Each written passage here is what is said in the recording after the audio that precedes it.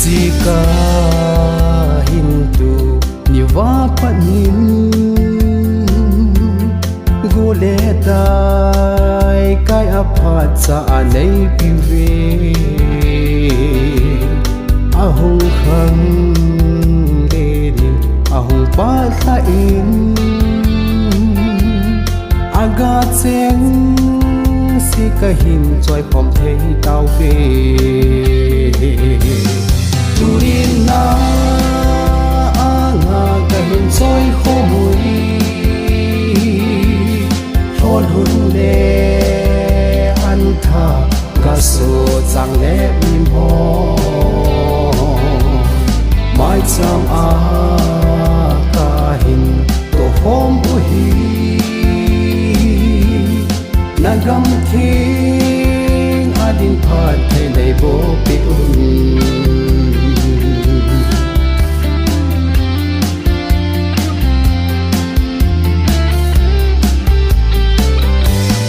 kumbul a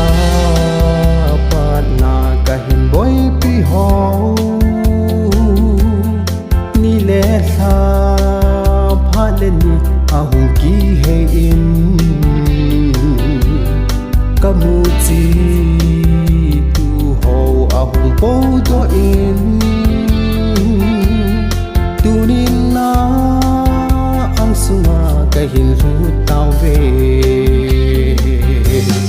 turin na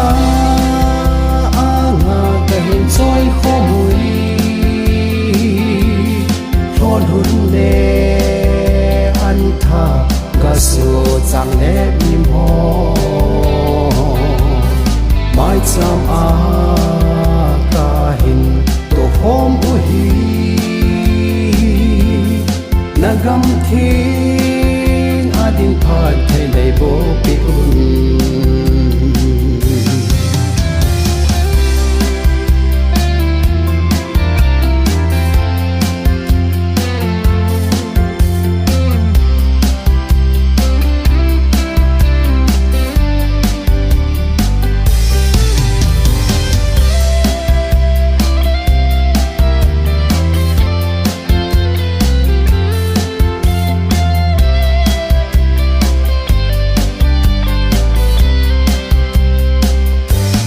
dunia to sun ka kalop thei nau hi dam na ha na tha le sung ne pi zalun muchi nam kim phat the na bo zalin na phat thei bu ga ho ka hin choi khomui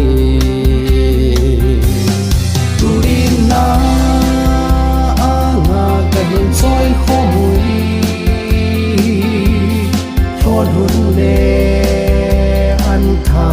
ka so chang le mim ho mai cham a ka hin to hom u hi